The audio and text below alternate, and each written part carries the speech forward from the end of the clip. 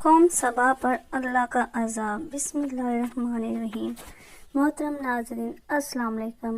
اہل سرسار کی ایک قوم جسے قوم سبا بھی کہا جاتا ہے، اللہ تعالیٰ کی بے شمار نعمتوں کے اندر زندگی گزار رہی تھی۔ یہ قوم ایک عظیم تہذیب و تمدن کی مالک تھی۔ حضرت داؤد علیہ السلام اور حضرت سلیمان علیہ السلام کی باعظمت حکومتوں کے بعد ان کی حکومت زبان زد خاص و عام تھی۔ کہا جاتا ہے کہ یہ لوگ گندم کے مغز سے آٹا پیس کر روٹیاں پکاتے تھے، لیکن اس قدر اسراف کرنے والے اور ناشکرے تھے کہ انہیں روٹیوں کے ساتھ بچوں کا پخانہ صاف کرتے تھے۔ ان آلودہ روٹیوں کو اکٹھا کرنے سے ایک پہاڑ بن گیا تھا۔ ایک صالح شخص نے وہاں سے گزرتے ہوئے ایک عورت کو دیکھا جو روٹی کے ساتھ بچے کے پخانے کے مقام کو صاف کر رہی تھی۔ اس شخص نے عورت سے کہا، تیرے اوپر افسوس، خدا سے ڈر، کہیں ایسا نہ ہو کہ خدا تیرے اوپر اپنا غضب ڈھائے اور تجھ سے اپنی نعمت چھین لے۔ اس عورت نے جواب میں مذاق اڑایا اور مغرورانہ انداز میں کہا، جاؤ جاؤ، گویا کہ مجھے بھوک سے ڈرا رہے ہو۔ جب تک سرسار جاری ہے مجھے بھوک سے کسی قسم کا کوئی خوف نہیں ہے۔ کوئی زیادہ عرصہ نہیں گزرا تھا کہ اللہ تعالیٰ نے حفظ بازوں اور اسراف کار لوگوں پر اپنا غضب ڈھایا۔ پانی جو کہ زندگی کی بنیاد ہے ان لوگوں سے چھین لیا تھا۔ قحط نازل ہوا، بات یہاں تک پہنچ گئی کہ ان کی ذخیرہ کی ہوئی تمام غذا ختم ہو گئی۔ آخرکار وہ مجبور ہو گئے کہ انہی آلودہ روٹیوں پر ٹوٹ پڑے جو ان لوگوں نے گٹھی کر کے پہاڑ کی مانند ڈھیر لگایا ہوا تھا، بلکہ وہاں سے روٹی لینے کے لیے صف لگتی تاکہ ہر کوئی وہاں سے اپنے حصے کی روٹی لے سکے۔ کفران نعمت، قحط اور ان کی بدحالی کے بارے میں متعدد روایات موجود ہیں۔ سورۃ النحل کی آیت نمبر 112 اور 113 میں یوں ارشاد ہوتا ہے، اللہ نے اس قریے کی بھی مثال بیان کی ہے جو محفوظ اور مطمئن تھا۔ اس کا رزق ہر طرف سے باقاعدہ رکھا تھا، لیکن اس قریہ کے رہنے والوں نے اللہ کی نعمتوں کا انکار کیا تو خدا نے انہیں بھوک اور پیاس کا مزہ چکھایا، صرف ان کے ان اعمال کی بنا پر کہ جو وہ انجام دے رہے تھے، اور یقیناً ان کے پاس رسول آیا تو انہوں نے اس کی تقویت کر دی، پھر ان تک عذاب آ پہنچا کہ یہ سب ظلم کرنے والے تھے۔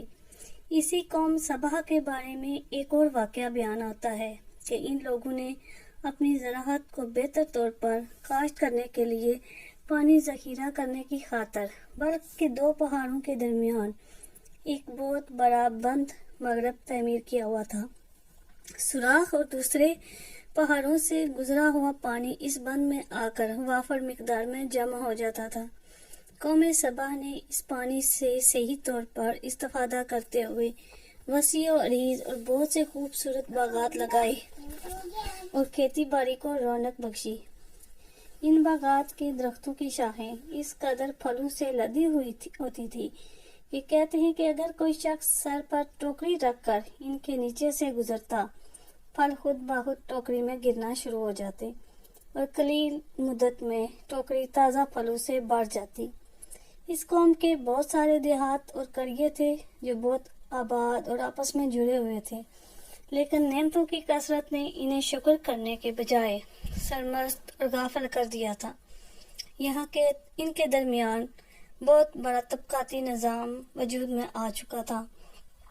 ان میں سے صاحب اقتدار لوگوں نے کمزوروں اور ضعیفوں کا خون چوسنا شروع کر رکھا تھا، یہاں تک کہ ان لوگوں نے خدا سے ایک احمقانہ التماس کی جس کا ذکر سورۃ سبا کی آیت نمبر 19 میں ملتا ہے۔ انہوں نے کہا، خدایا ہمارے سفروں کے درمیان فاصلہ زیادہ کر دے۔ انہوں نے اللہ تعالیٰ سے یہ التماس اس لیے کی تاکہ غریبوں، بے نوا لوگ، عمرہ اور ثروت مندوں کی ہمراہ سفر نہ کر سکے۔ ان کی خواہش یہ تھی کہ آبادیوں کے درمیان خشکی ہو اور فاصلہ بہت زیادہ ہو تاکہ تہی دست اور کم آمدنی والے لوگ ان کی طرف سفر نہ کر سکیں۔ اللہ تعالیٰ نے ان مغرور پیٹ کے پجاریوں پر اپنا غضب نازل کیا۔